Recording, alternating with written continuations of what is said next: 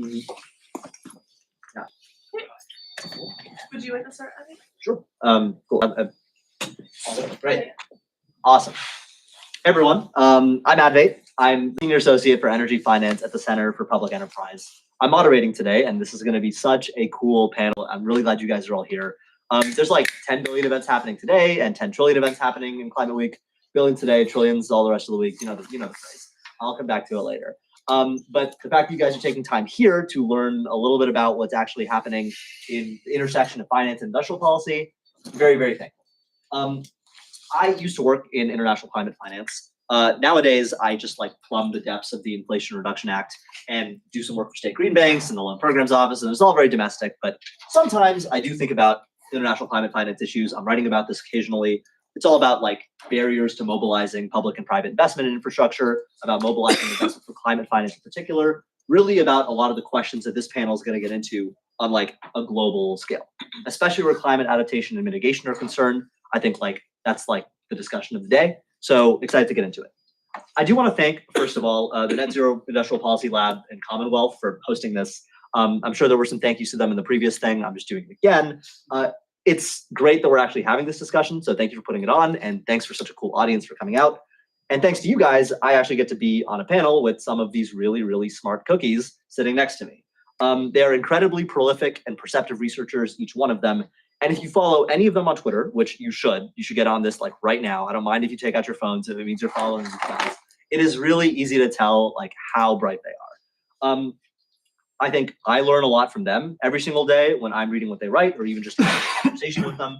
And I'm really excited that today I get to introduce all of them to you. So we'll start with Manasi, right next to me. She's a PhD at Johns Hopkins. She's an expert in international development policy, particularly where climate and infrastructure finance meets the global financial architecture. She was previously a fellow at the Center for Economic and Policy Research in DC, working on IMF policy.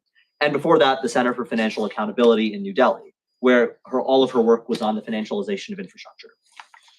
Next to her is Tim Sahay, who I probably don't need to introduce. I think his reputation precedes him, but I'm going to do it anyways.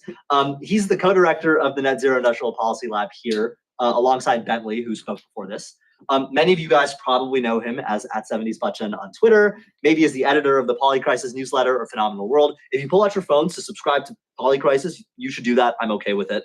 And he's a climate policy savant in all senses of the word. He's coming at this problem with a very deep knowledge of industrial policies and market structures across both the US and other countries, particularly across the global south. And last but not least, I have Melanie. She's the US program director at Commonwealth, working a lot on US industrial policy and coordination in the IRA, on stuff like offshore wind, on stuff like Great British Energy. It's really all about coordinating the green transition, both in the US and the UK and globally. And previously, before Commonwealth, she was at E3G and the Democracy Collaborative. And together, all three of them are going to give you guys a discussion that I know is going to be a lot different from, I think, what anyone else is going to be hearing maybe across town at the World Bank or the IMF. It's not like the researchers at the World Bank or the IMF or the policymakers there, the people speaking, aren't aware of the investment challenges that we face. We do need trillions of dollars in new spending on energy and adaptation infrastructure. But there's this assumption, I think, across town that governments are by nature cash-strapped and need to watch their wallets. And there's an assumption that because governments are cash-strapped, they got to work with institutional investors who are in this narrative, they're like loaded to the gills with spare cash to create high return projects that are at once assets for investors that have returns and infrastructure for people that provide services. This like siren song of mobilizing private capital, there's like a sunny optimism to it, which I think it'll be useful to critique and puncture where necessary.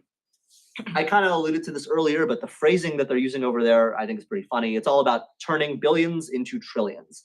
The phrase was coined like a decade ago, when there was a push at the World Bank, I think by former President Jim Kim, to turn billions of dollars in scarce government money into trillions of dollars in private investment. The phrasing got ditched because it didn't actually do anything, but then it got resurrected maybe about 2 years ago, when I don't know, I'm just kind of assuming, I don't think anyone could really think of a better slogan. I don't think there was anything catchier around. So they're recycling old slogans, they're recycling old ideas about how the economy ought to work, and the World Bank's capital adequacy framework is even calling for the bank to recycle its capital through private investors to lend more. I'm going to say it. I think we have had enough with recycling old ideas. I don't know if these paradigms are necessarily the best we've got, and it's cool if we could move on to something better. The good news is that Manasi, Tim, and Melanie are the exact people that I think better is going to come from. So we'll start this off with a few questions to each of them. I want to make sure that we can all get into the theory and the critique of what's actually happening in global climate finance world. But first, some ground rules before I ask. I know there's a lot of abbreviations in this world, a lot of policies, acronyms, schemes, what have you. Make sure to introduce the thing that you're talking about without the abbreviation as best you can. I think there's a lot of stuff floating around in here. So let's try to make sure that we're being clear about what we're talking about. That's, I think, the only ask. I've seen it happen before, not a fan. Okay, so let's get ourselves on a foundation for how policymakers think about financing the transition. I'll start with you. Manasi, you've done a lot of research into how the World Bank thinks, how its policymakers think. And I mentioned this earlier, but a lot of them are thinking about the climate finance gap or the infrastructure finance gap. I want to know, what is a finance gap? Why do policymakers use it? And if it's compelling, is it useful? Yeah, so a financing gap is kind of just that. It's this idea that developing countries need a lot more financing and need a lot more investment than they're presently getting to meet sustainable development goals. And I think it's important to note here that the idea of a financing gap has sort of been around for at least 3 decades now, if not longer. Right? So this is the same idea that kind of spurred public-private partnerships in the 1990s. Probably goes back before that as well. But the financing gap in its current iteration, as we hear it around town all the time, I would say this iteration of the financing gap kind of dates back to the G20 in 2011. That's why I would kind of trace the origins of the idea in its present form. And so the G20 in 2011 puts forth this report, right? And this idea is that there are trillions of dollars controlled by institutional investors and financial capital, right? And that these pools of capital should be used to meet sustainable development goals. And this is what then gets us the much wanted billions to trillions agenda in 2015. Right? And the idea of the financing gap in this iteration really becomes useful in this way, to say that there are these exponentially large needs, right, billions to trillions, and that the public sector could not possibly meet these needs. And so it justifies this redoubling of a turn towards private capital, right? And I think it's important to draw attention to sort of 3 drivers of this discourse. And those are the role of China, a decline in international aid, and the emerging markets.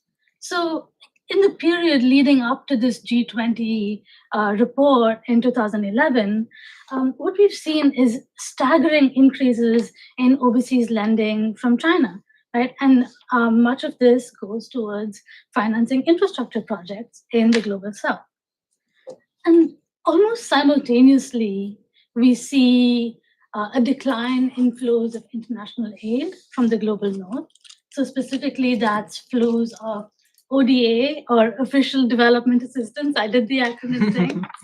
ODA from the OECD countries. I won't do the acronym thing. I think we all know the rich countries, right?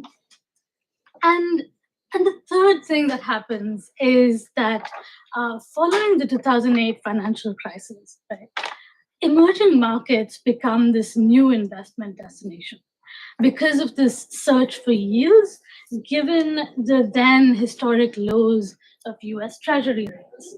Right? And this is all just to say that these needs for financing become salient and become present in the minds of elites and in the minds of policymakers in this context of anxieties around China's growing role in the economy, the constraint of aid flows, and the rise of the so-called emerging markets. Right? That being said, I do think it's useful to have an estimate of how the financing need.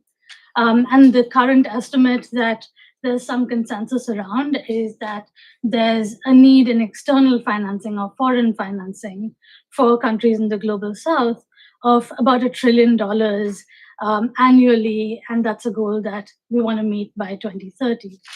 And I think it's also useful to frame this need in terms of historical responsibility, right? The historical responsibility that countries in the global north have as towards countries in the global south as the historical polluters. Nice. So now that we're, I think, familiar with, I think, the origin and history of how the finance gap came to be, and, we got to quantify, but let's be real about where the sources come from. One of the trends that I've been seeing over the past 2 years is that to, I guess, in policymakers' minds, to bridge the finance gap, they're trying to have global South countries set up what's called country platforms to, I guess, structure, mobilize, put together, and target public and private investment flows. Tim, you're probably the person I think who knows the most about how these country platforms actually work. I can think of a few examples. I know Brazil just announced one maybe a few days ago, but there's country platforms in Egypt, Indonesia, South Africa, Colombia. How do these country platforms actually work? Are they different in all countries? Are they the same? Is it a plug and play model across them? And do they actually help bridge the gap? Thanks a bit. The country platform idea, I think, may be the new billions to trillions, in that it is definitely being thrown as a silver bullet sort of a solution in the same way that billions to trillions was supposed to work, that the public sector de-risks, puts down a certain amount of public money that attracts private capital. And this is just going to happen. And it didn't happen during the period when it may have happened in the 2010s, when you had interest rates at rock bottom in the core economies. And therefore, there was more outflow from the core to the periphery. And if it didn't happen then, the chances of it happening now are extremely slim. And it's not just slim chances. We've had Larry Summers, who's, everyone's favorite centrist technocrat, who Larry Summers sounds like a structural dependency theorist. He says, he sounds like a radical from the 1970s. And he says, you know what? We are sloshing money out from the periphery back into the core. Exactly at the time when we need to be investing in climate, health, pandemics. Instead of investing, we are drawing money out in net capital outflows, which basically means you're drawing them out in interest payments from poorer countries back into the coffers of the wealthiest countries. So this is something that's gone dramatically wrong, is what Larry Summers is telling us in a report to the G20, when the G20 tasked him and NK Singh to say, hey, how do we reform this multilateral development bank system, which is what the meetings in DC this week have all been about. And so there's a very serious problem of this crisis of development and finance. Instead of being actively supporting countries in solving their problems or meeting their investment needs or gaps or whatever, it's going in exactly the wrong direction. It's sloshing back uphill. So I think that's the scenario under which country platforms is being offered as a particular solution. There's recognizing there's a problem, so that's good. But then what is the diagnosis of the problem? The diagnosis is maybe these countries don't have their shit together.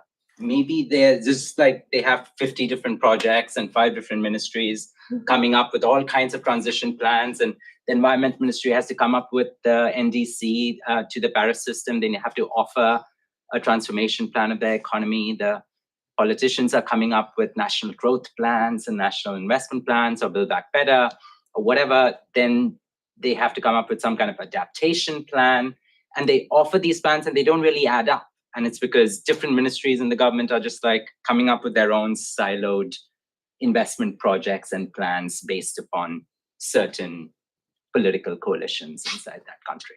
So maybe the country platform would be a place for you guys to sit down in your country and do a planning exercise of what is it that you actually want private finance from abroad to deliver for you. So maybe you should get your shit together, figure out your priorities, and maybe there's a bunch of duplicative stuff that you're asking foreign finance to fix. So you should prioritize your projects, and then that will catalyze the private finance. So the problem is something intrinsic to the country's planning apparatus that is, the problem here, and not this weird hierarchy of global finance that, all of us have seen with the central bank hiking rates, this money sort of sloshing out from the periphery back to the core. So it's a weird diagnosis of the problem, but I think there is something very real there, which is a country like Brazil, which just launched its investment country platform just yesterday. And I was in the room, and it was really interesting watching the Ministry of Finance say, look, like we have our own ministerial plan to transform this economy, the ecological transformation plan. And here in the room is the Ministry of Industry that has its own different industrial transformation plan, which is directed towards energy and the green sectors of the economy. And there is another ministry in the room that is directed with making sort of like the investment, the IJA, the Infrastructure Act inside the United States, which is ports, bridges, roads, carbon-heavy infrastructure. And they're like, okay, well, all of us are going to get together and prioritize our projects. And we are then going to have private finance. And private finance was embodied, not in the room, but at least on the press release, in the Glasgow Financial, what's it called, GFANS? I have no idea what the full form is. Financial Alliance for Net Zero? Yeah. Okay, so Glasgow Financial Alliance for Net Zero. What is it? Well, it's exactly the trillions that are going to appear. Where are they going to appear from? Well, they're going to appear from institutional capital, patient capital, pools that GFANS is supposed to sort of procure and talk to all the institutional investors. And then instead of going to 5 different ministries, they'll go to this one-stop shop that the country has created. And I think there is a generative element to it. I think planning and prioritization is important.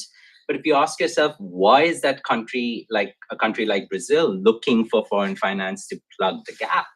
It's because they cannot tax their rich. They cannot get enough domestic taxes through to fund these investment plans, because they're facing what finance ministries are doing worldwide, which is switching off the spending tap and telling every ministry, well, I'm sorry, you just have to cut budgets. We got inflation around here and you just need to cut budgets. And so a country like Brazil, country like Bangladesh, country like Kenya, Indonesia, all of these countries that are coming up with country platforms, it's coming in the context of not being able to find domestic resources to fund their ambitious structural transformation plans. And if you can't find that, which is a self-created problem because you don't have a political coalition that can break those fiscal rules, then you look for foreign finance. And then foreign finance has all kinds of conditions attached. They don't really want to go into countries unless everything has been fully sweetened. Every risk is taken off the table and the public sector takes the first loss on any project, which is basically what the de-risking formula is actually about, taking the losses off the hands, potential future losses off the hands of the private sector and making sure that some set of public actors is going to bear that loss.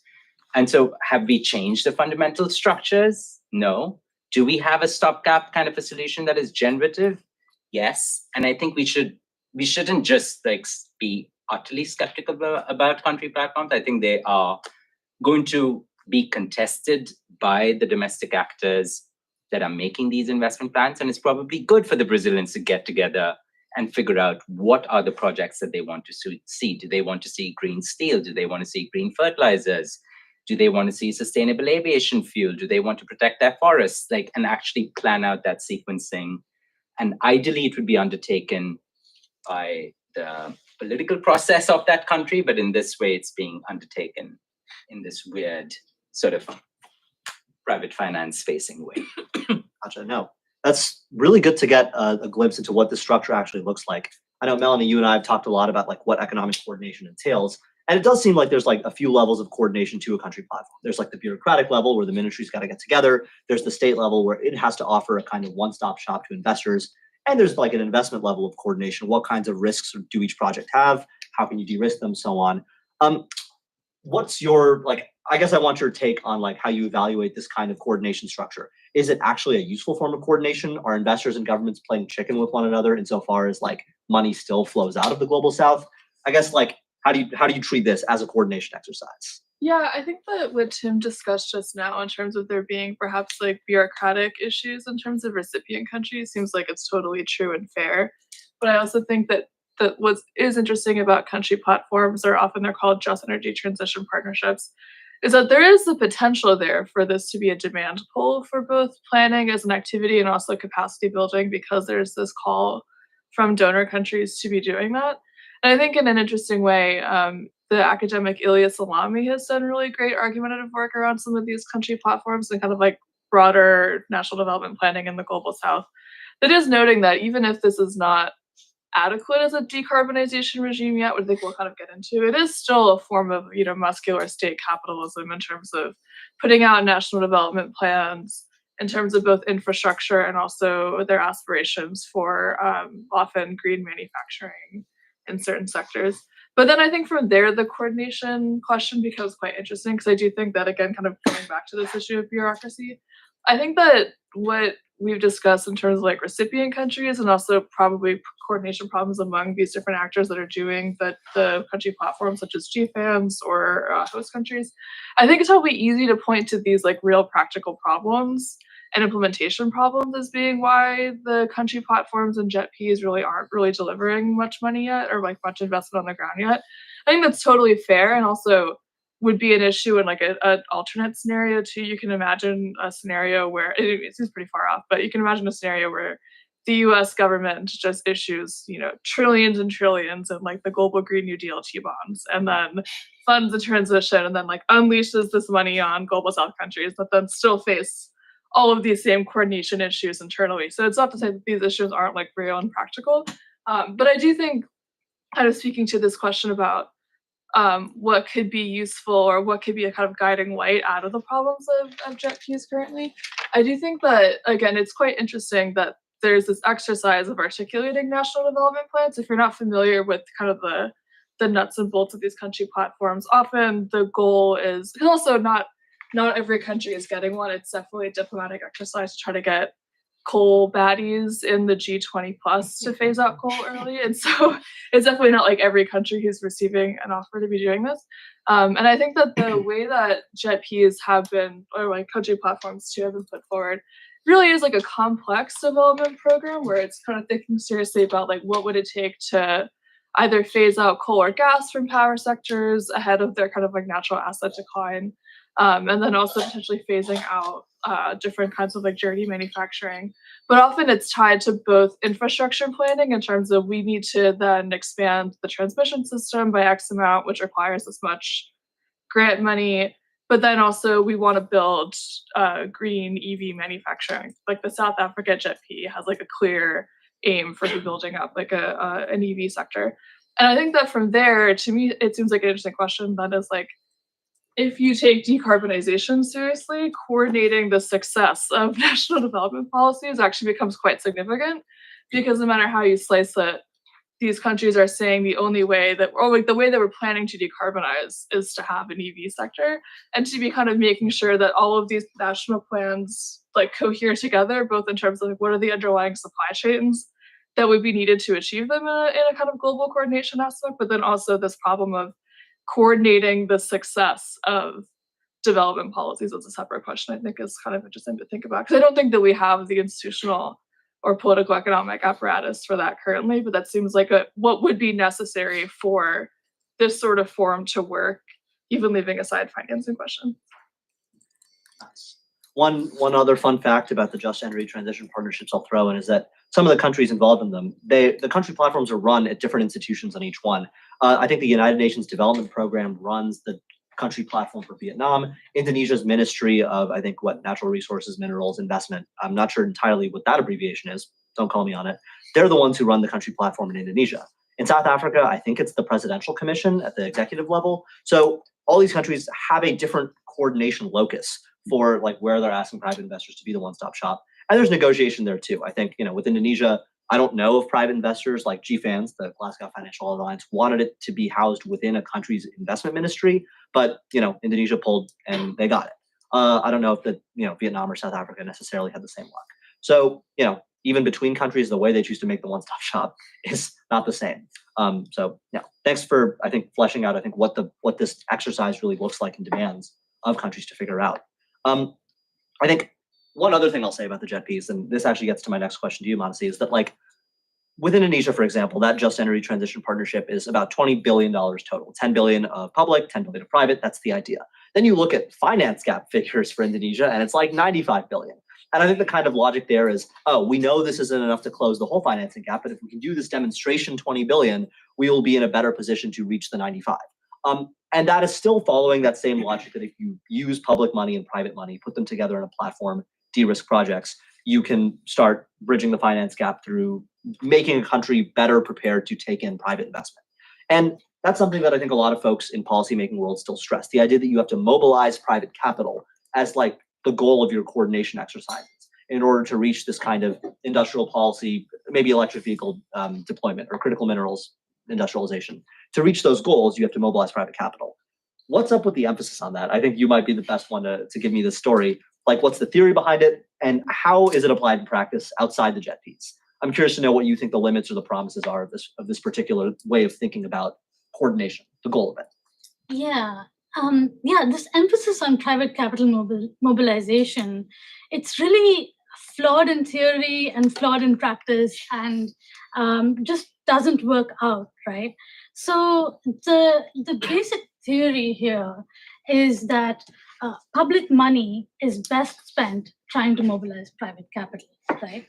And international financial institutions, or IFIs, as I'll refer to them and stick with the acronym this time, they sort of adopt this theory partly in response to the emerging markets or this new investment destination, right?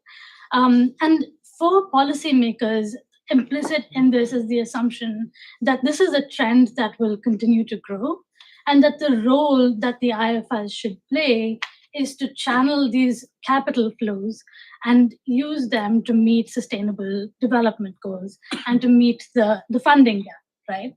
And so what this looks like is the IFIs sort of create a new standard around how they spend the money that's at their disposal. And that standard is that for every bit of public money that goes out of the door, dollar to dollar, we want to see leveraging. So for every dollar that of IFI money that goes out the door, we want to see at least $2 of private capital leveraged. And what this also looks like is kind of reorganizing the financial instruments that have been used for infrastructure finance and development finance for many decades now, sort of reorganizing those instruments to create the right incentives for private capital, right? And the theory is basically flawed because the IFIs sort of get things backwards, right? Trying to replace public finance with private capital is completely misguided. And this idea that we need to transform public institutions and public finance to incentivize private finance just doesn't work. It doesn't work to make green infrastructure development happen, and it doesn't work to mobilize private finance either, right? And that's because green infrastructure development requires big public spending, and it requires robust public institutions. But what the IFIs are trying to do is use their lending capabilities to change incentives around at the project level. But they're also leaving the macroeconomic fundamentals unchanged, right? And without an international financial architecture that has the capacity to regulate and to channel volatile flows of capital, private investment is really a bane, not a boon, right? And that's exactly what we've seen. Over the last decade, private capital mobilization has failed. We've seen remarkably low volumes of private capital actually mobilized. And the little private investment that does happen goes to projects and to countries that are likely to have received that financing anyway. And the fundamental reason is that volatile capital flows cannot sustain development, right? Instead of that expected increase, there's been an overall decline in investment flows to emerging markets. And this has been since 2012. And as Tim pointed out, there are now net outflows from the periphery back to the core. And we've also seen this most recently since we've had the sharpest hikes of Fed interest rates since the 1980s. That's had two effects on developing countries. First, it's driven up borrowing costs and pushed developing countries into unsustainable cycles of indebtedness. And so we're now in a situation where 95 emerging and developing economies are either completely locked out of or have very little access to international capital markets. So what that means is that investors expect bond yields from them that are so high that they outpace the country's growth projections. So there's no way that countries can borrow on capital markets in this context sustainably, right? And these debt-burdened countries then need to offer significantly higher interest rates to compete for capital in this environment. And we've seen this recently in the spate of sovereign bond issuances that recently happened across Africa. Many of them required very high rates of interest. And these sovereign borrowing rates also set the floor for the cost of capital for development projects, right? And that means that the cost of capital for infrastructure projects increases.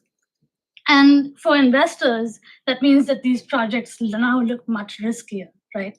Investors, they set these thresholds and they're called hurdle rates. And that's the lowest rate of return that a project must achieve to get investment. And this increase in risk increases the hurdle rate such that these projects are extremely unlikely to attract private investment. And the second effect is that the increased Fed rates have basically sparked a flight to safety among institutional investors because less risky investments more readily meet their profit calculus, right? So the upshot of all this is simply that trying to use the development finance that IFIs have at their disposal to tweak these incentives at the project level is a futile exercise when that same financing could just be used to finance infrastructure directly. Nice. So that's like the old story that we should be having like enough of. I think it's about time we think about what's happening right now and what we could be doing a little bit better.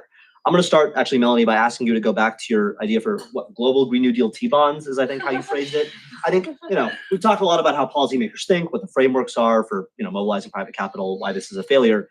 Take the World Bank, take the United States. How are these institutions with all this capital? What can they do? What can they do differently to change that? Yeah, well, I think that's a fun question because I think that actually, to my mind, is like what's wrong with the kind of World Bank reform process, which I think for an institution like the World Bank, the idea that it might need to undergo structural reform to be able to deal with the climate challenge seems like totally appropriate, and that's a thing to pursue.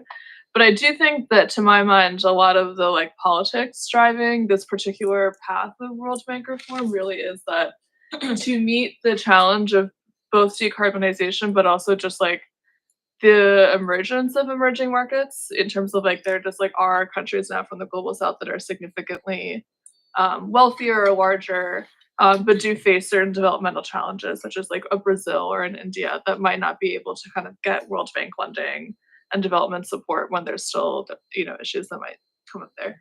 And so I think that to my mind, a lot of the World Bank reform process is really geared towards politically responding to the fact that recapitalization is just fundamentally off the table because of particularly US, but also European politics. And so there are definitely suggestions that I think are kind of like moving through this process that seem totally fine and appropriate to me. I think that the fact that the G20 MDB paper from a few years ago, the recommendations on capital adequacy, and also like the idea that they might be able to lend more without, or like borrow more on bond markets affecting their credit rating. Those things are all pretty anodyne to me. They just totally should be doing that if that's possible. It's worthwhile to pursue those policy reforms. But I do think that a lot of the language around like financial engineering or kind of like new things that the World Bank could be doing, I do think often is trying to imagine that they can kind of generate large sums of money to then deploy towards developmental projects in this way that I think won't work.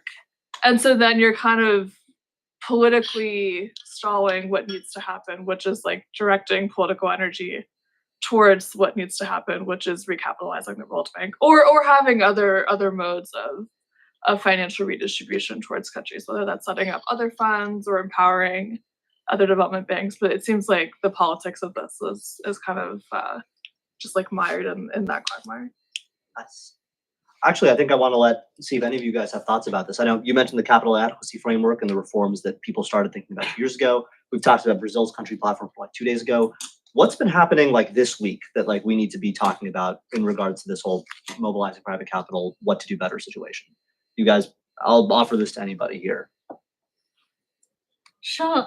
The main updates from this week are that at the World Bank has now added $30 billion in additional lending capacity. And how it's done that is by changing the leverage ratios that the bank uses. And what that means for them is that they can avoid the whole political question of capital increases and do this at no cost to taxpayers, and make that $30 billion available over the next 10 years. And then both the bank and fund have reduced some of the fees that they were charging borrower countries. But given the numbers that we've been speaking about, I think 30 billion over the next 10 years is really not at all where we want to be, right? And those are the capital adequacy reforms. And my concern is also like what we've been talking about, right? The whole private capital mobilization idea.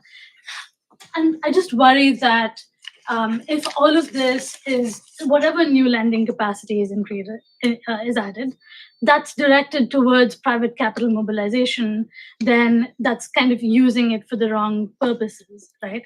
And I think there's some indication that that is exactly what's happening, because also recently, just before these announcements were made, we've seen the World Bank increase their guarantees and create a one-stop shop for guarantees that are tailored towards private sector investors. And we've seen a new securitization platform that tries to do securitization again bigger and better and more standardized. But I really think that the problem here is that countries and projects that can't attract private capital are kind of completely left out of this entire framework and thinking, right? So a lot of the most important green infrastructure projects, especially in Latin America, in Africa, a lot of those projects are not investment grade at all, right? So the World Bank has created this huge new guarantee platform, but the World Bank doesn't give guarantees for projects that are not investment grade. So that leaves all of these projects out. So the World Bank, maybe they'll go down to a BB minus credit rating, nothing lower than that.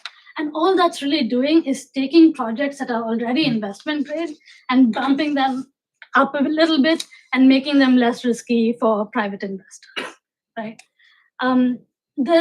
There's some idea that the World Bank's lending arm that lends to the lowest income countries, especially in sub-Saharan Africa, is going to get a capital increase, and that it's going to be able to do $100 billion more in lending shortly once it gets that increase. And that's all well and good, but at the moment, even that arm of the World Bank channels a lot of its financing to its private sector window. So trying to use whatever below market rate financing that the World Bank has at their disposal to create a private sector window for low income countries. And I think if they get that additional lending capacity, they should just use it to finance infrastructure projects directly, especially the ones that could not attract private capital. So let's say that maybe we do have a lot more money. There's a recapitalization. let's say that, we get what we ask for in terms of the World Bank being willing to put a lot more money into projects, maybe with or without the private sector, sort of, not hedging too far in one way. Is that still like, I know we talked a little bit about this earlier, is that neglecting a focus on actually building industrial capacity, like getting the nuts and bolts of governments and bureaucracies organized in a way to like think about industrial strategy in a more meaningful capacity? We talked a little bit about like getting the ministries together for country platforms. We talked a little bit about South Africa's EV strategy, for example, being part of their JETPs. I guess like Tim, Melanie, if you guys have thoughts, like what capacities do global South governments need to be building to like take the money they do get to put it to like the best possible use? I'll just sort of not think about the international element of this and just think about the national element of this. And I was thinking in particular of sort of Kenya as sort of emblematic of a country that has clearly, it's a big country. It has, 100 million people. It's the hub country for East Africa. It's the country with, the port of Mombasa that services 5 or 6 adjacent countries along it. It has great human capital, lots of highly educated people that are part of the whole finance and tech and IT and AI boom. These days, a lot of sort of global backroom offices are shifting to Nairobi. It's almost like Bangalore in that sense. And so this is a developing country that has all the human capital, has all the natural resources, has great geothermal electricity, great sunlight. This should be one of the countries that moves quickly to capture green industrial opportunities or green growth kind of opportunities. And so William Ruto, the president of Kenya for the last year or two, has been leading this vision of African green industrialization initiatives, which is, African leaders have to come up with African solutions for African people. And we are not going to say this is a problem for the world. This is a problem for us to figure out.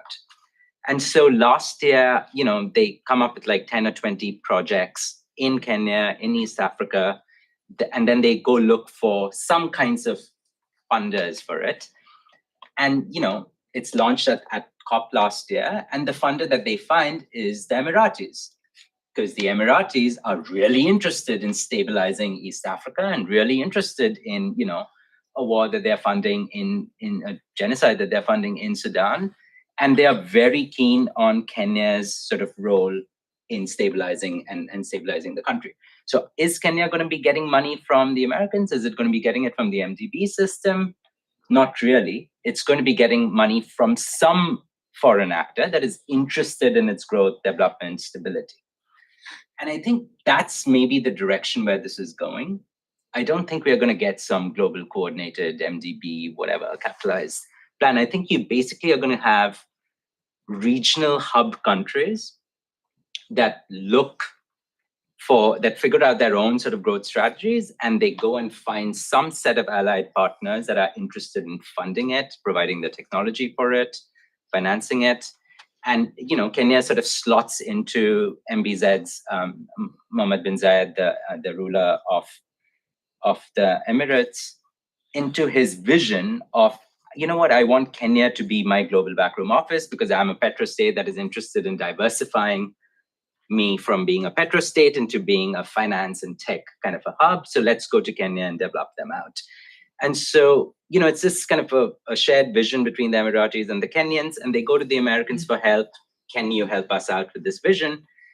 And Ruto comes actually in this building. Bentley was just telling us this story in the previous panel downstairs at Johns Hopkins this spring. And, he makes an offer to the Americans. Can you support us on these local green industrialization initiatives that I've set out? And he basically tells the Treasury, look, like we're facing this crazy IMF debt crisis where my country is passing all kinds of austerity budgets that we've been forced to pass. And as a condition, the IMF is demanding me to privatize every state-owned enterprise in the country. There's a national oil company, there's a national pipeline company, there's a national rice milling company, a national trucking company.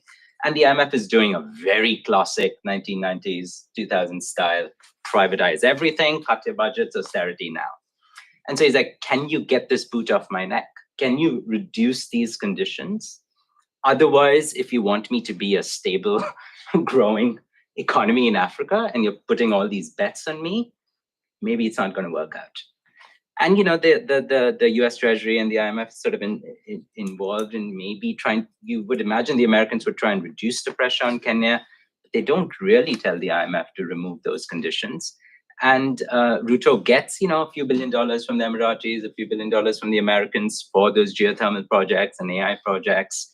And then a month or two later, the entire country just explodes in a classic IMF riot of doctors aren't getting paid, teachers aren't getting paid, youth unemployment is off the charts at 40-50%, and the country just explodes. And, he has to fire off the whole cabinet. And you're like, so you basically can't do your green industrial stuff because you're stuck in a macro context that makes the world completely unsafe for industrial policy, because you still have the old Washington consensus for the South, while we in the North seem to have sort of broken out into a brave new world of big state-led industrial efforts. Yeah.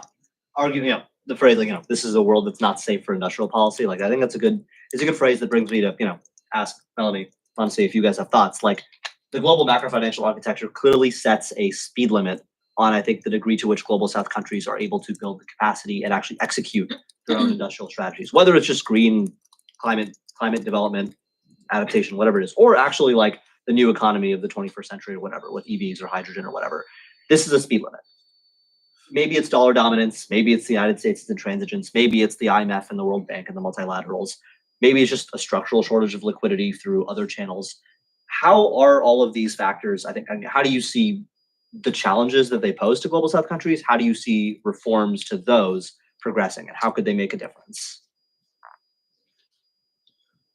Or I don't know, maybe more specifically, how do policymakers in the global South, how are they going to deal with this? Yeah.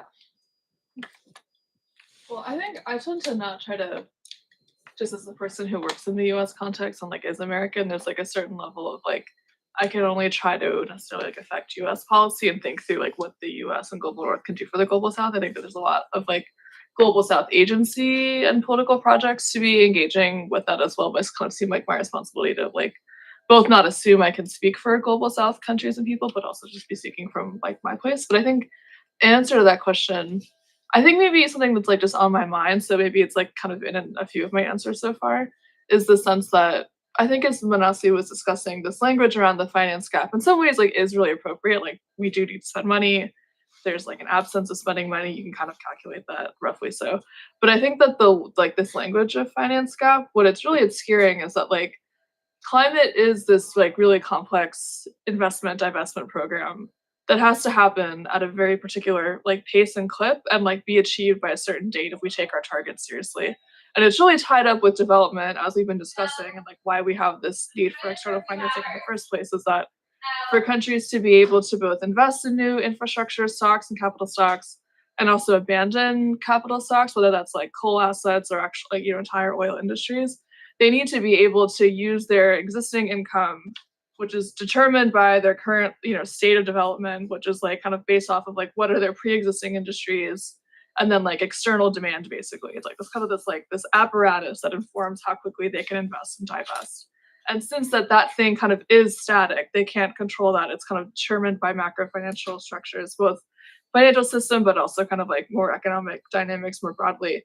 That is the problem, not the finance gap in the first place. And so I think that thinking about what might be appropriate towards making that better, it does seem to me that the language of private finance mobilization is often, as Manasi was discussing, tailored towards making particular projects bankable and kind of this project by project approach. And I do think that just faces this issue. I think on the face of it, even kind of without the public-private distinction, the idea that every necessary project for global decarbonization in a very synchronized way, hitting targets, would be privately invested in. I think it's just kind of absurd on the face of it. And so I think from there, thinking very seriously, what are the capacity, how to build the capacity of countries to undertake the transitions, a very different problem set than this financing gap language. Manasi, do you have any thoughts about that in particular? Maybe on the World Bank or IMF side, but I absolutely, I think that it's the rising state capitalism that is going to be really important for all of the green infrastructure and green development and industrial policy that we see. When you mentioned the Africa case, it also reminded me that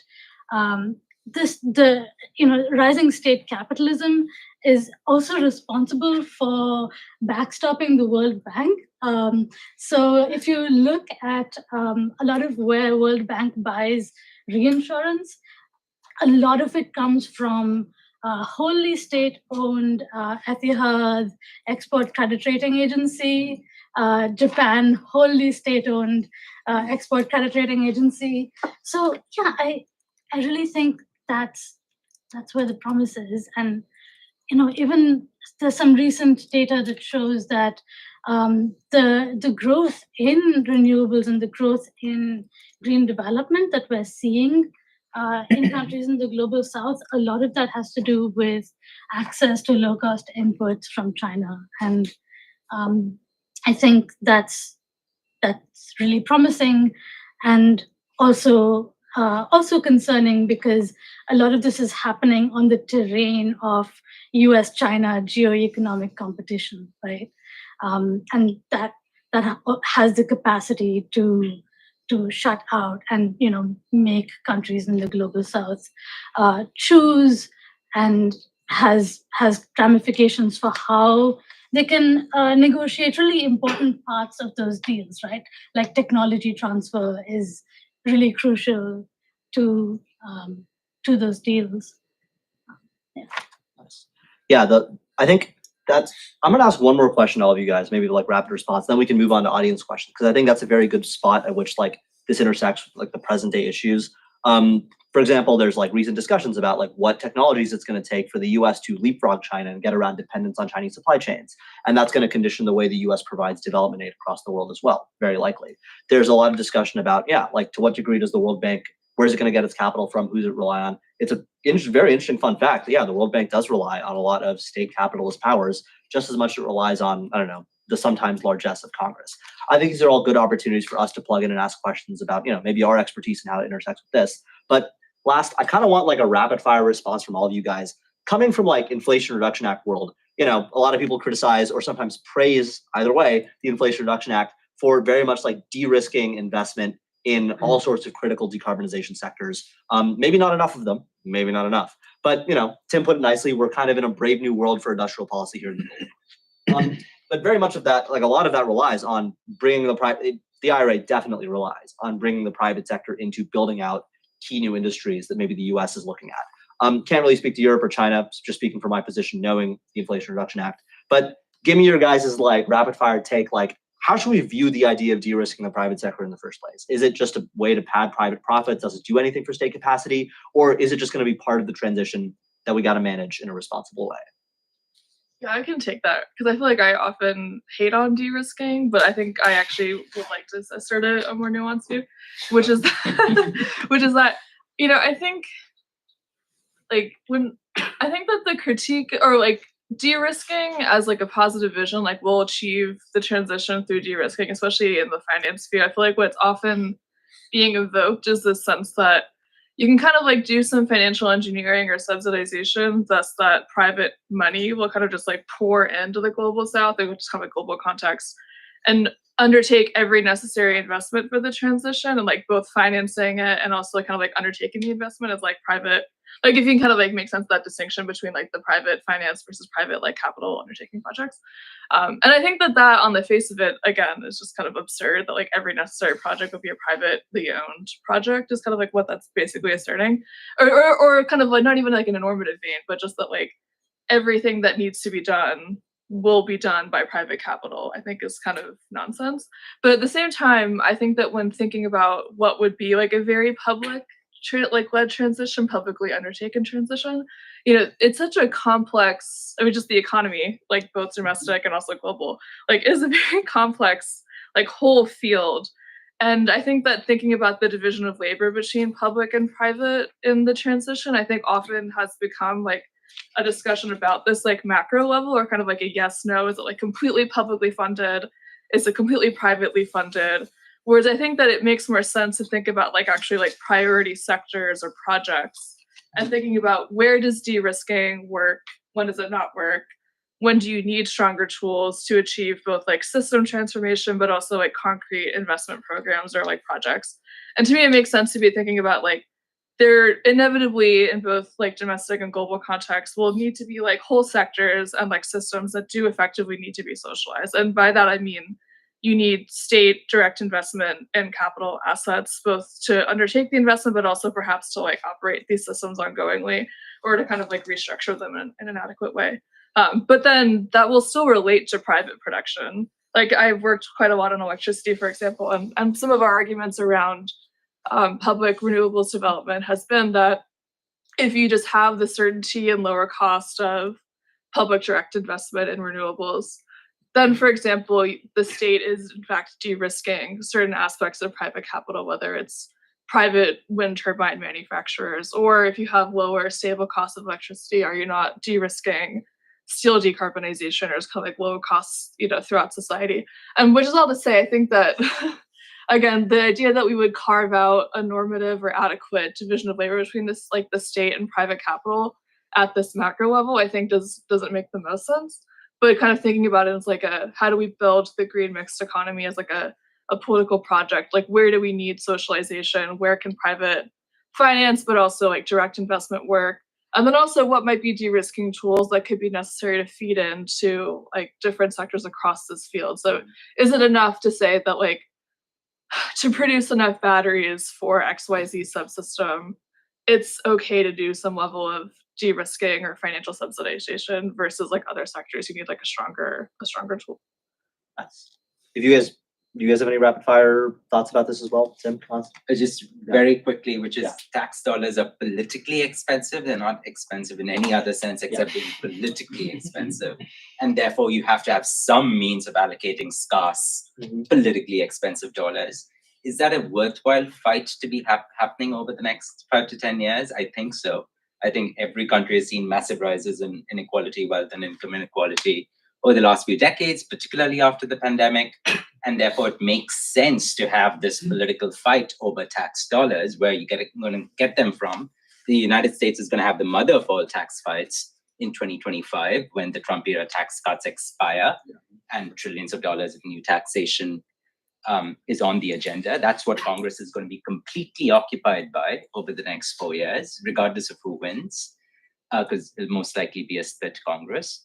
And therefore, we know there should be tax fights. Tax fights are good to have from a political perspective. And the original Green New Deal vision was, listen, we have a joint crisis of climate and inequality.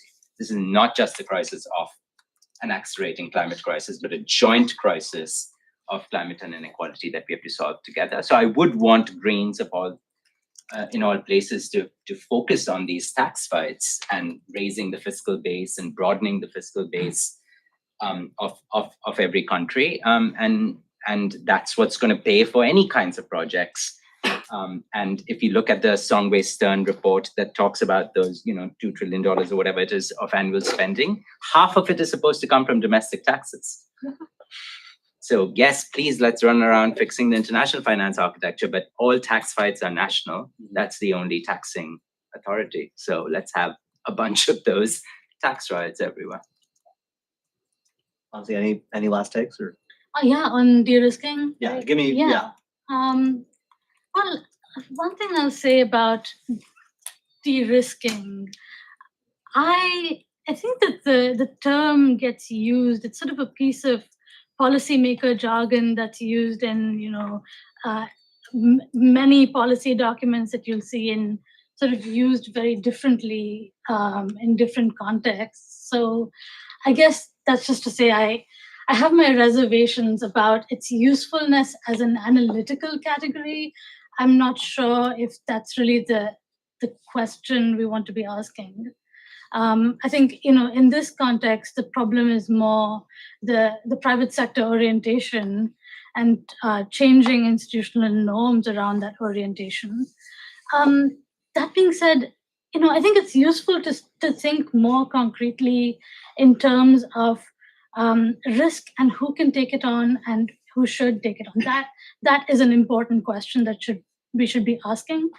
And I think de-risking can happen from public entities for public entities, right? So, for example, if we have all of this capacity to issue guarantees from institutions in the global north, give those guarantees to national public banks, give them to local public banks in countries in the global south.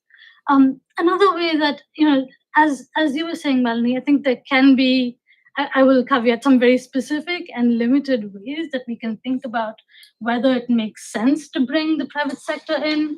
And one example of that I've seen recently has to do with currency risk.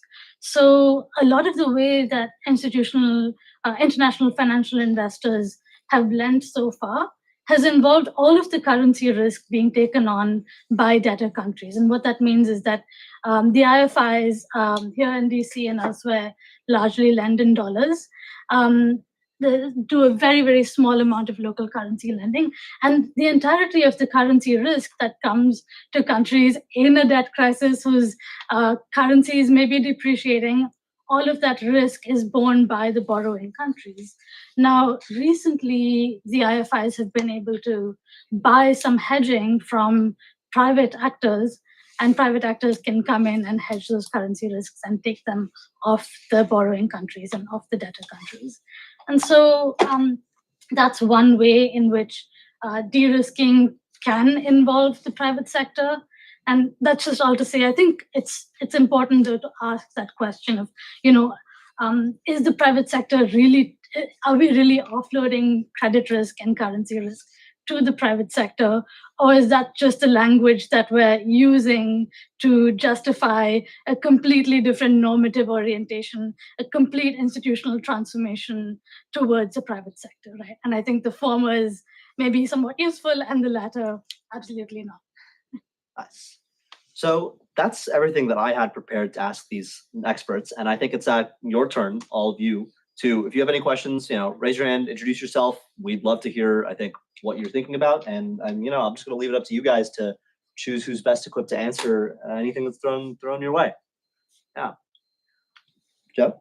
Thanks, Hervé. Great panel. Joe Thwaites with the Natural Resources Defence Council.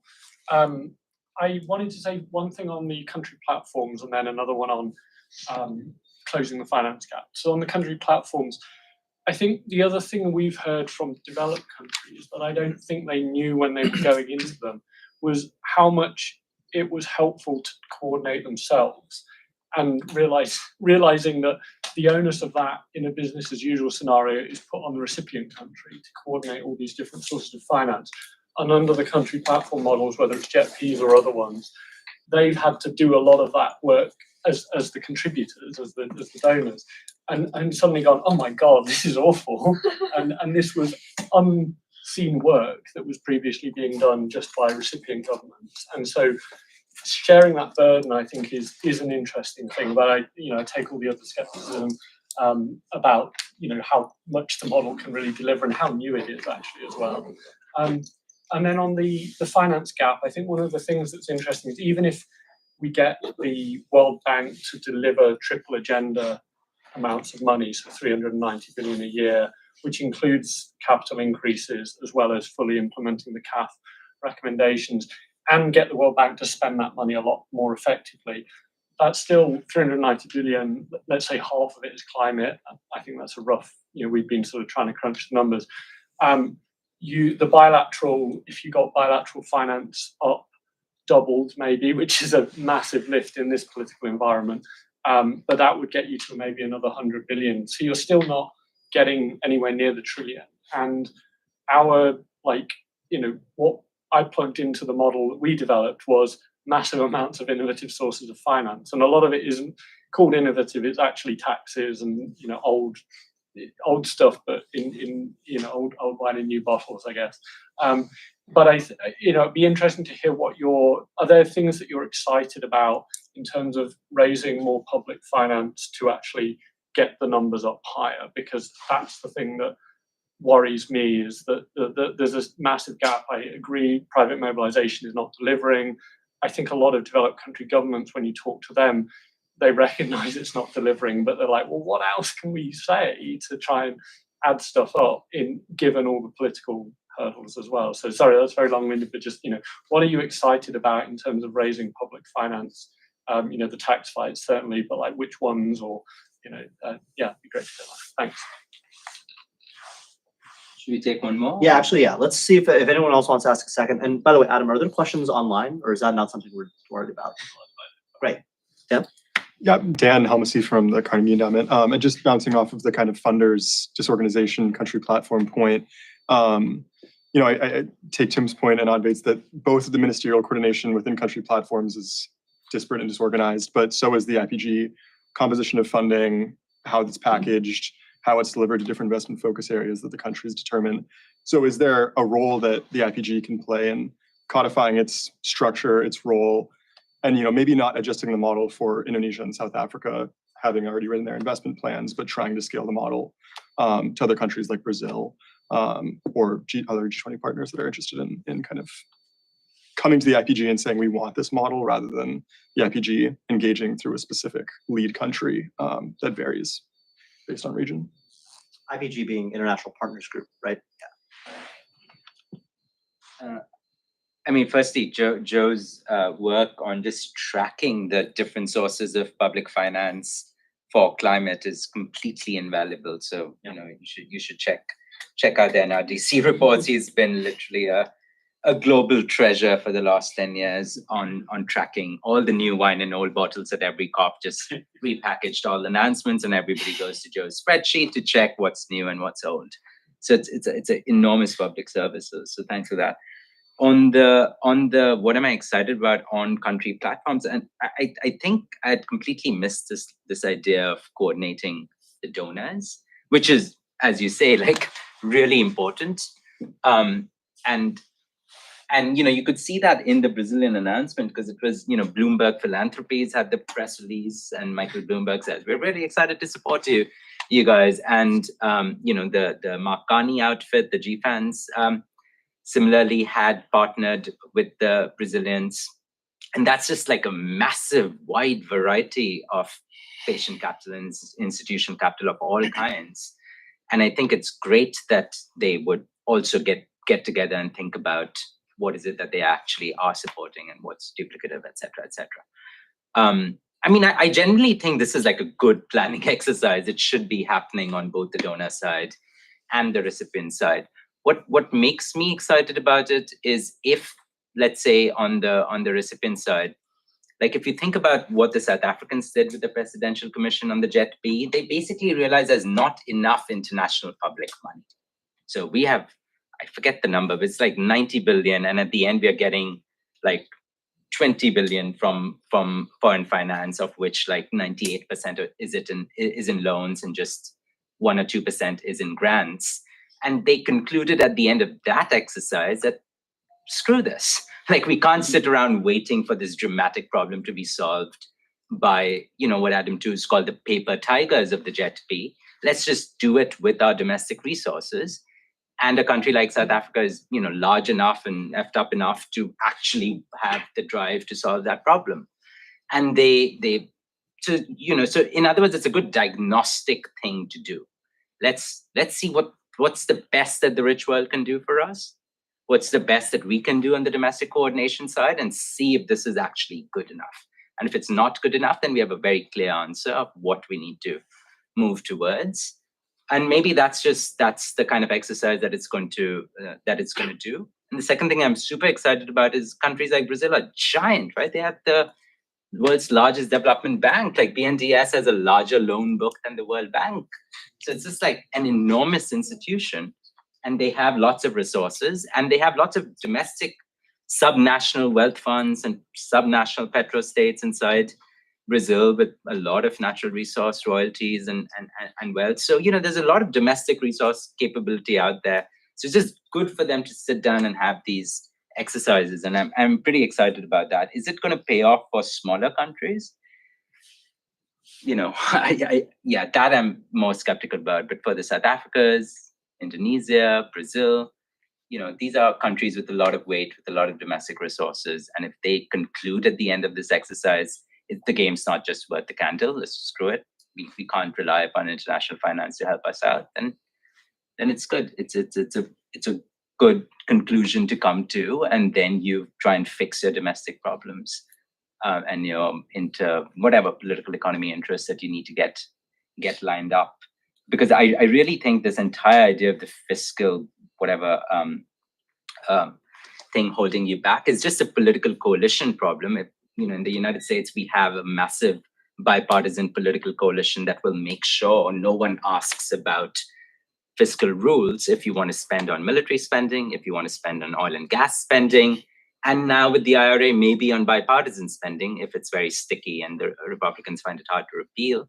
So that's three big sectors of the economy that are going to get bottomless mimosas. They'll never be asked, where is the money?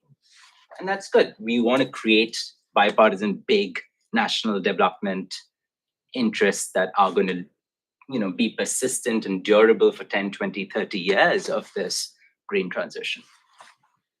Yeah, I think this might sound like a little corny and like optimistic, but I do kind of feel like a thing to be optimistic about is the sense that like at least the kind of like high point of the private finance will do everything and is like ready at the waiting, like GFANs being announced at COP26 seems like there's a lot more general skepticism. Like I think even this week it was Alan Betty in the Financial Times that had like a big critique of the private finance initiative kind of stuff that's coming from the World Bank, which that doesn't then lead to we're going to have like the global Green New Deal of our dreams implemented 5 years from now. But I do think that there has been, I think, both like a kind of general awakening or compounding of the fact that this paradigm isn't working. But then I think also, I could be wrong about this, but I do kind of feel like there's a bit of a waning from private financial actors to be kind of putting them like this political impetus to putting themselves forth as the kind of gods of the transition. It seems like not only are a lot of private financial institutions kind of like walking away from or downplaying their involvement in these activities, but also acknowledging that they're kind of inadequate. I think there's been like a few high profile names who've kind of like spoken to that recently, which I think kind of to me unleashes the potential for creativity in this vacuum of like, okay, that's not necessarily working. And I do also think for all we've discussed about country platforms or JETPs being insufficient or they're kind of, not working quite that well or mobilizing much money, I do think this framework of countries articulating to the global stage their national development plans and having some level of response to it, like the International Partners Group is in some way responding to South Africa's national development plan. I do think that is a really interesting, it's a potential vehicle for more progressive forms of global economic coordination or cooperation down the line, even if it's not like what's happening currently. And I think that in the next like few years, that seems to be a vista for like more creative thinking than just this idea that the problem is finding the supply of money. I can also take the second question that you had. I think that I completely appreciate where you're coming from, especially when we see that if all of the CAF reforms were to be implemented, and it's been a couple of years now, and we've only seen one of them implemented so far. Even if all of them were implemented, we would see an additional, I think, 357 billion over 10 years. There are some ideas that I think I get excited about. Some of them are more concrete and politically feasible, and some of them are maybe a bit more pie in the sky. But I think one of the ideas around is that it sort of takes a problem of the dollar system, right? The problem being, these very costly efforts at reserve accumulation that it forces on nearly all countries. And what we see coming out of that is just a vast amount of capital held in reserves. And it takes that problem and sort of says, what if we were to use the preferred creditor status of the institutions, the IFIs, and just simply issue bonds and sort of use that as a mechanism to get public capital, get private capital, and turn that into public capital for the institutions. And that those sorts of bonds could even be hybrid capital instruments where they turn into equity and they recapitalize the institutions. And some folks have crunched the numbers on this, and it shows that we can get about like $650 billion dollars a year in through mechanisms like that. The other thing that I often think about is the special drawing rights, right, that the IMF has, and those are essentially a reserve asset. I think if you've never heard SDRs before, I think it can be useful to think about them as like a kind of currency that can't be spent like a currency. Let's leave it at that. If you've never heard of SDRs, if you look back at some of the documents around when the Bretton Woods institutions were being imagined, the SDR was imagined as the global reserve currency, right? And we can take issue with how realistic that it would be to do this in the current dollar-dominated system.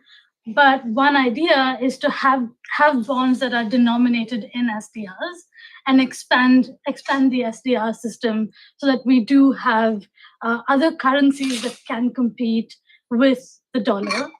And also use SDRs as an important part of the global financial safety net, which is currently extremely hierarchical and extends only to the US and its allies, and really have the Fed back SDRs with an unlimited unconditional swap line, because that is the IMF's mandate, right? The IMF's mandate is global financial stability.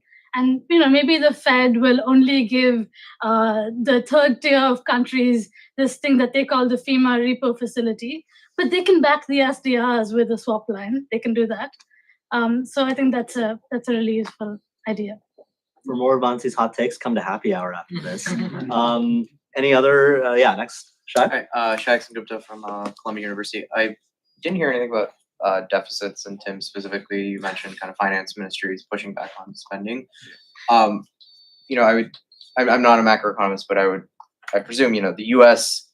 kind of has a different standard in terms of deficit spending versus a Malawi, right? And so even if there's wouldn't you argue that even if there might be a political coalition for more deficit spending in certain countries, there are real kind of practical impacts from credit down ratings or, pushback from the rest of the world? So how do you reconcile that with, some countries being able to deficit spend and having that fiscal space? Anyone else want to ask something so we get a few in rotation? Colin, and then we'll also go to Hi, Colin Hendricks, Peterson Institute for International Economics. Going back to this, something was mentioned about China's official development assistance and building all of these infrastructure projects, right? That's heavily tied aid, so that they're coming in with Chinese laborers, Chinese engineers providing the infrastructure. And this may be a dumb idea, but if we have official development assistance coming from the Development Assistance Committee, from the DAC, it's $230 billion a year, and we need to triple that to get close to the financing targets. Do you think that there's going to be a move back, especially in places like the United States, which is obviously undertaking industrial policy and needs scale to achieve the economies to make these products globally competitive? Do you think that there's going to be a move back towards this kind of tied aid model where you say, okay, we can help meet these decarbonization financing targets, you just have to buy your kit, so to speak, from the United States or whatever donor you might have? I mean, that's imperial preferences. No, I mean, it's not my first best solution, but I'm trying to think of things that might theoretically be in political equilibrium with the current state of affairs in the United States. I mean, that does seem to be Brian Deese's vision. And I think also there's the vision that Brian Deese probably put forward in this foreign policy essay, which, if you're unfamiliar, Brian Deese is the former chair. I always get confused, the NEC, National Economic Council, and definitely the midwife of the U.S. industrial policy resurgence. And he's now, I think, still informing or advising the Kamala Harris campaign, so probably would have a role in that administration as well. He put forward an essay in foreign policy calling for a global green Marshall Plan to be predicated on some sort of export finance credit institution to be supporting supply chains, or also the purchasing of American-made renewables inputs. Which there is certainly a logic to that, and that this kind of marrying these two projects of bolstering American manufacturing and the global South transition. There's a way in which that could be kind of squared, But I do think even on its own terms, I think that it suffers from like how like much heft could what he's put forward, really do in terms of like, would you need like a much bigger institution like financing capacity, and also not just financing, but even like project development. Like to me, like the idea of like having some sort of global like renewables developer in terms of like actually coordinating this massive build out, seems appropriate. But then I think that then raises like the political economy of the global transition, and like, will countries just like accept these investments or money if it's like tied to this, or at a certain point too, when it's not just renewables themselves, but like building up like manufacturing and only wanting like the idea that the entire transition is just premised on like US EV manufacturing, like I think is just probably US not EV politically. manufacturing in Ohio, in the swing Yeah. states. The entire global transition Yeah. hangs on, the swing state. Yeah. I mean, I wrote a piece with Kate on the Marshall Plan and comparing it to the Chinese offer, and I think that's this question of what is it that you're going to be buying is really important. And if the Americans don't have cheap solar available for the rest of the world to buy, then they're just going to be buying the Chinese solar that's 1/3 as expensive as American solar. And so doesn't that just solve the problem in some sense? Chinese overcapacity in solar panels, the rest of the world is shut out. Sorry, the Chinese are shut out of the Western market, and that just floods the rest of the world with cheap green goods, which is perhaps not great if they want to manufacture solar panels, but if they want to do anything with cheap electricity as an input to the entire economy and supercharge that for a manufacturing base and make all kinds of value added stuff on top of cheap electricity, that could be awesome. Then the question is, can they buy those solar panels quickly enough? And if they're all in debt crisis, probably not. So maybe the Chinese have to do some kind of vendor financing. And I think that kind of hangs together. And if the Americans were competitive on making cheap solar and batteries, then you could do that. But like, it's not called the Green Marshall Plan; it's called the Clean Energy Marshall Plan, and it's very specifically says, look, we are not competitive on solar and batteries, but we may be competitive on geothermal, on nuclear, on carbon capture, on hydrogen. So those are second-gen technologies in the 2030s that maybe we'll push out to the rest of the world. I think it's going to be a very, very important congressional fight to fund these export exim agencies and DFC to be able to do anything for the rest of the world. So I think it's a good intervention. And then on the kind of the fiscal, like basically, is fiscal space just available for the North, whereas for the South they get the full blunt of the Washington consensus. And in an ideal world, if you were just to ask me how were we thinking about this 5 years ago in 2019, 2020, it was just like, okay, a bunch of progressives get into power in the big northern countries and they say, we are going to infuse the multilateral system and the MDBs with new ideas, which is we have a massive climate investment thing to do. Every country, forget about debt to GDP ratios. We allow you to spend how much ever you want for this target to be met, which is rapid decarbonization. That's an existential emergency. Go ahead and do it. Debt to GDP ratio shouldn't hold you back. And then the entire disciplinary apparatus of the IMF is lifted, is infused with a new idea, which is actually encourage public spending, encourage state-owned enterprises if needed, and go ahead and do the damn thing. That was a possibility. That possibility is completely evaporated in the last 5 years. And there's been a massive backlash against public spending since inflation took off in 2022. So, the door that opened for about 2 or 3 years has been absolutely slammed shut in the last 2 years. There's no more public spending, even in the northern countries. There's a resurgence of conservatives, national conservatives, right-wing backlash, whatever you want to call it. So who's going to infuse the IMF and the World Bank with new ideas? So, maybe it's just like game over for this particular idea.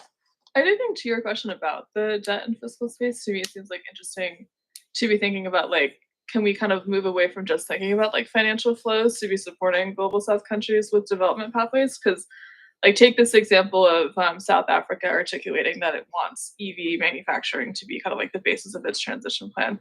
There's a certain amount of like external financing or money that might need to come in to be supporting this project, but it's not that alone. And basically if you take that seriously, there is a path towards like, this is totally fictitious, but like if South Africa in the next like 12 years becomes a major, global EV exporter and it's moving up the income chain globally, ESCOM probably could be recapitalized without external financing and investment in the grid expanded, yada, yada, yada. And I think I make that point to kind of point out that like the fact that deficit spending is a constraint upon countries is totally true, but it's not just that like the solution then is like the global north countries need to give them money. It's also this issue of like how to be building up their development to be building their income in other ways as well, that we can be kind of like flexible in our thinking about like what are policy instruments to be supporting that. Which not to say that again that like South Africa can or will be the main global EV exporter, but there's I think kind of a dynamics like that could be a vista for this kind of policy as well. I mean, there's also William Oman here. I mean, you guys did this really great study from the IMF on maybe the balance of payments problems of countries could be worsened or bettered in the green transition.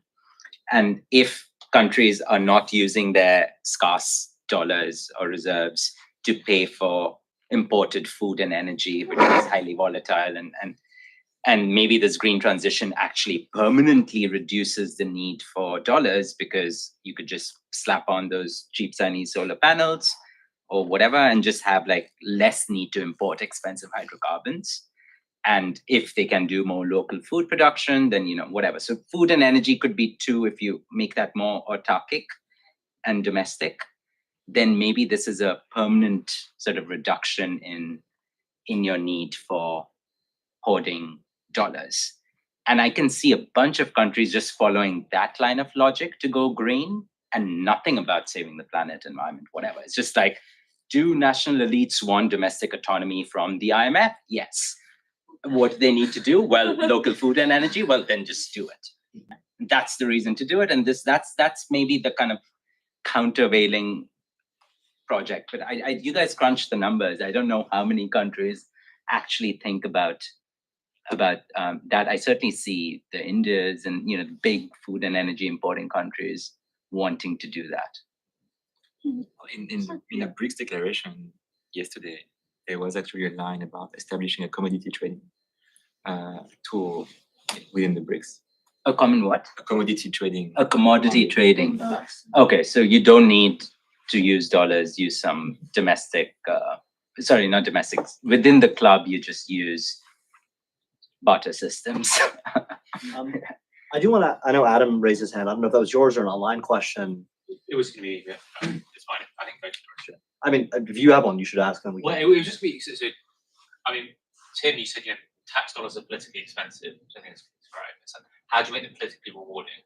And actually, I'd love to hear like your views as well, like with the election a couple of weeks, like the experience of IRA, like is the political dividend there, and like, yeah, and also just on Melanie's thing, like, are we post private finance hype? I do think this like industry TV show where they've had a whole season of like skepticism of ESG is like maybe some of that as well. But yeah, the quick questions on tax dollars being politically rewarded.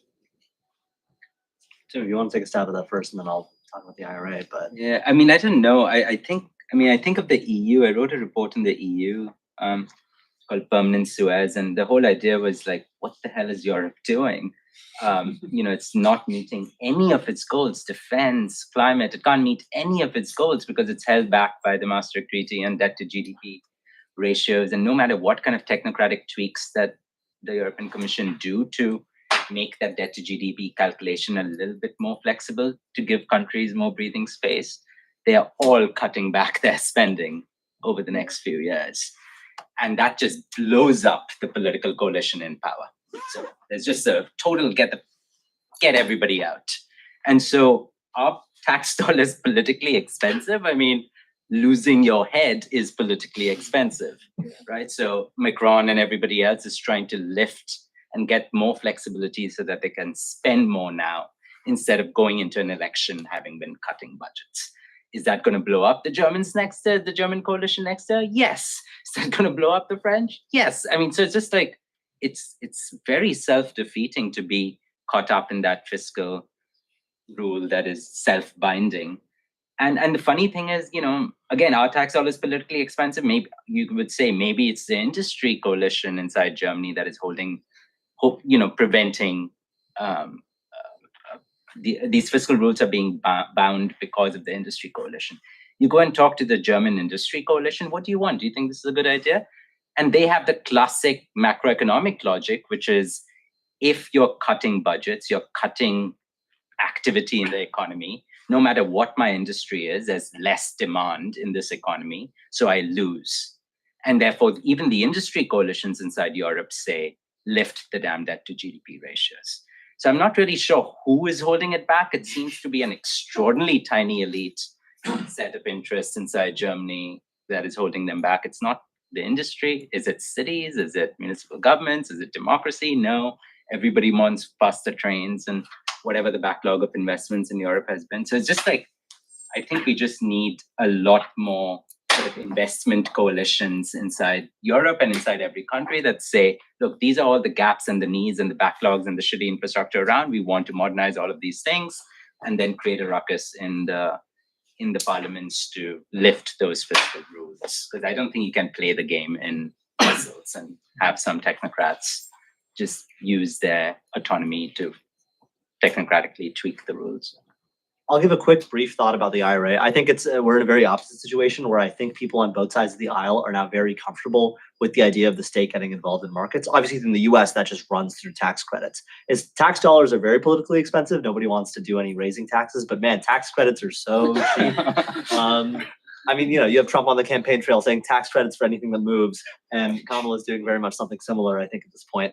And I think even with the Tax Cuts and Jobs Act, we're going to see a lot of haggling between progressives and conservatives about like what tax credits to keep. Maybe a lot of the business tax credits stick around, and what tax credits to add, and maybe some of the childcare tax credits come back. So it's less of a question of like if the state is going to stick around in the economy to subsidize things, and more like what the state is going to be subsidizing. I think we're in an okay position with respect to clean energy, renewable energy included. I don't know if those are going to go away anytime soon, but I think we are going to see a lot more attention if conservatives are in power, being paid to hydrogen, carbon capture, nuclear, things that maybe are more in their political bucket. They will spend tax credits up the wazoo for those things. I think that's probably what we're looking at. So, we're in a situation where what we spend on is still very politically constrained, but how we spend on it, tax credits, I don't know if it's the best way to do it necessarily, but it's our way of doing it. That is very much like, we'll toss them at anything. Yeah, that's my very short answer. And, I'll give folks in the room, I think maybe one or two more questions, and I think we got to call it time. I got you, and then I think that'll be it. So Ronan Palmer, Chief Economist at E3G, and just a reflection on this, because I've been kind of doing some forward scenarios for both the US and the European Union, and I totally get the expensive tax dollars and tax euros. But I would also note that the politics, certainly in the European Union, is changing very radically, and let's imagine that the right wing wins the next German election. I think that is a right-wing party that can actually break its own group. And that's a very significant change. I think that there is a real deal that the right and the far right could do on action on climate change that would essentially be the European equivalent of build that wall. It is, in a sense, to protect the European Union from what is happening in climate-wise or the implications of migration or whatever. So there are just so many different ways, different turns on the road that we could take in the next couple of years. We have a couple of very significant elections coming up. And I would see those as radically changing the situation. It is now so difficult to sit down opposite a politician and work out exactly what they truly believe and exactly what they would truly do, simply because our mental models of the economy are transforming. So I remain a strong believer in having a few scenarios out there and moving when we see the points of light, as opposed to thinking that I now understand what the situation is. So, thanks. Hi, I'm Dan Beaton with the Center for Economic and Policy Research here in DC. I had a follow-up question for Monty about SDRs. There's been a lot of talk about rechanneling as opposed to a new issuance, but it's now been 3 years since the last allocation. And there's been almost no rechanneling that's happened, despite a lot of promises. So wouldn't a new issuance make a lot more sense? And isn't that possibly a way forward for regular climate finance, a mechanism for regular climate finance? Yes, in short, yeah, that's a great question. Thanks for that. Yeah, speaking of all of the things that the various policy proposals around MDB reform, rechanneling, etc., that takes so long to build coalitions around and try to get consensus around. There are things that directly spending on could make a huge difference, and the US could right now do another issuance of SDRs, make around $650 billion in SDRs available to countries around the world. Also speaking about radical So do you think it's going to happen this Congress or next? Biden could do it before it ends. So in December. Yeah, especially if there's when a no lame one's duck. paying attention. Yeah. Okay, $650 billion, guys, coming in, not happening. Okay, I don't know. It should happen and it could happen. I think You have to give a 90-day congressional notification, and and then they can do it. And so there's not actually time between the election and inauguration. So the notification should have gone out 30 days. If they wanted to do it, yeah. And there are interests in the US government that really don't want to see SDR rechanneled for I don't know what reason, but they're there. So that don't want to see. yeah, they don't want to see any SDR. innovation on SDR policy, essentially. Yeah. Yeah, I think we both don't want to see SDRs rechanneled, and there are interests that don't want to see new SDR issuances. They probably could have done it anytime in the last 30 days or so, but it seems like at this point time has run out. Also, the tax ideas around global taxation and so on.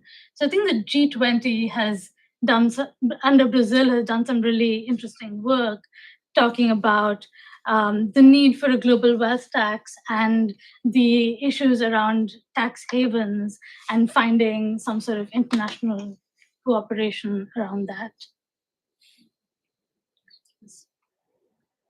I think that's going to conclude our panel right here.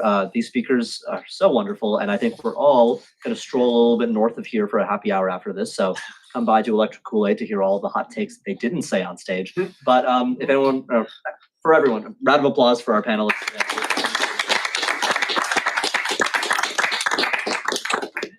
Managed to say I personally hate Mark Carney. The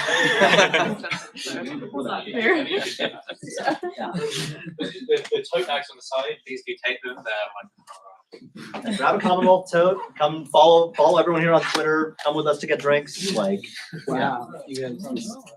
Center for Economics. Oh, see you guys.